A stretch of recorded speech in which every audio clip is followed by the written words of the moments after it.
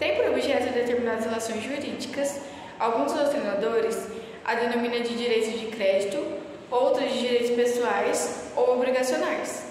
O direito das obrigações nas relações jurídicas emprega o termo de forma mais restrita, vinculadas ao conteúdo patrimonial, de pessoa a pessoa, estabelecendo uma relação de credor e devedor.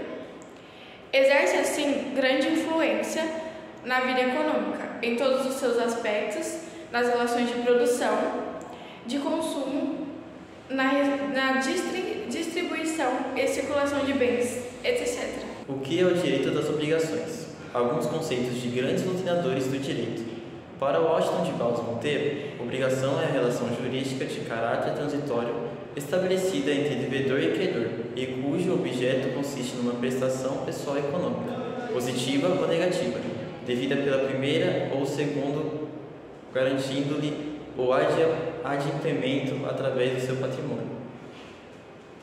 Caio Mariana Silva Pereira afirma: obrigação é um vínculo jurídico em virtude de qual uma pessoa pode exigir de outra prestação economicamente apreciável. Os direitos das obrigações são ordenados no Código Civil. No título 1, das modalidades das obrigações, da obrigação de dar a coisa certa e dar a coisa incerta, das obrigações de fazer, obrigação de fazer e obrigação de não fazer, das obrigações alternativa e facultativa, das obrigações divisíveis e indivisíveis e das obrigações solidárias, ativa e passiva. Exemplos de obrigações: obrigação de fazer, dar coisa certa. Transição de compra e venda de um automóvel. O comprador efetua o pagamento e o vendedor entrega o veículo, conforme estabelecido no contrato. Obrigação de fazer, dar coisa incerta. Aquisição de um produto de safra, exemplo, milho. Nesse caso, deve-se estipular ao menos 2 ou 3 requisitos: gênero, quantidade e qualidade. E no caso em questão, que é o caso que o nosso grupo está estudando, a gente trouxe o exemplo de obrigações. A obrigação de fazer, que seria aí no caso de uma contratação de um serviço de instalação de painéis fotovoltaicos, onde o prestador de serviços tem de confeccionar e instalar esses painéis no telhado da casa do contratante.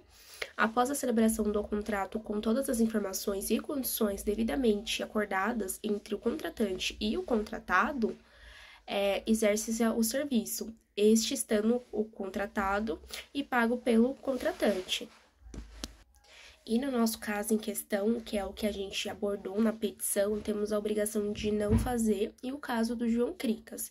O que é a obrigação de não fazer, né? No direito obrigacional de não fazer, o devedor compromete-se a uma abstenção e a um prestamento contrário. É a junção jurídica entre o credor e o devedor, no qual o devedor se compromete a não realizar tal ato, né, que ele esteja ali realizando ou que esteja acordado para que ele não faça aquilo. Então, isso está devidamente comunicado. Que poderia livremente fazer se não fosse forçado em relação ao credor ou terceiro.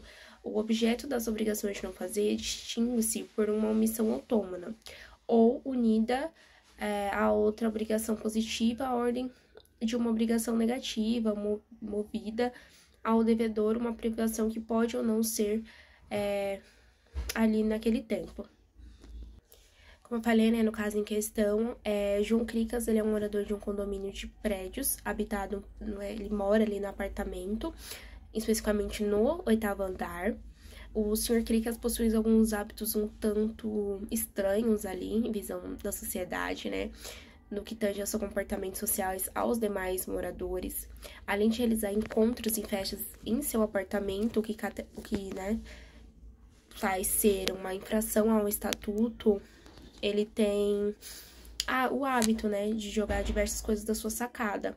Isso resulta em problemas ao condomínio, né? E as pessoas que também moram no condomínio.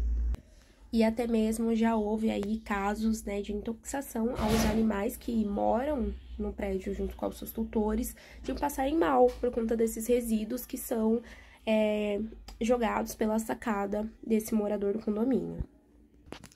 E já houve várias reclamações a respeito dele, porém nada foi resolvido, ele não deixou de fazer esses atos que ele estava cometendo, e até reuniões que já foram feitas, ele não teve comparecimento nenhuma e não houve resultado. E no caso dele, o que a gente deve fazer, né? O que fazer nesse caso? O único caminho a ser trilhado é a justiça. E o que a gente pode pedir, né? Em primeiro momento, a obrigação de não fazer, com pedido de indenização por perdas e danos.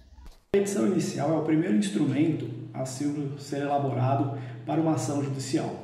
Ela consiste em algumas etapas, em algumas fases, que devem ser seguidas para que o juiz possa compreender a ação, compreender o motivo do que se está se solicitando da melhor maneira possível. A petição ela tem início com o endereçamento ao juízo a qual ela é dirigida. Tá? Então, excelentíssimo senhor, senhora, doutor, doutora, juiz de direito da vara civil, vamos usar aqui como exemplo, da comarca de Ribeirão Pires. Na sequência, a petição ela vem com a qualificação dos autores, ou do autor. Solicita-se o objeto do ajuizamento da ação, no caso do nosso projeto de extensão, uma ação de obrigação de não fazer, tá? E na sequência vem aí a qualificação do acusado ou do réu. Na sequência, coloca-se os fatos. Então, o que está levando a essa ação judicial, a essa movimentação da justiça para resolver o problema? Vem o direito, que é a parte jurídica, ou seja, a legislação que está se embasando para dar prosseguimento a essa petição inicial. Posteriormente, vem os pedidos, onde se define o que se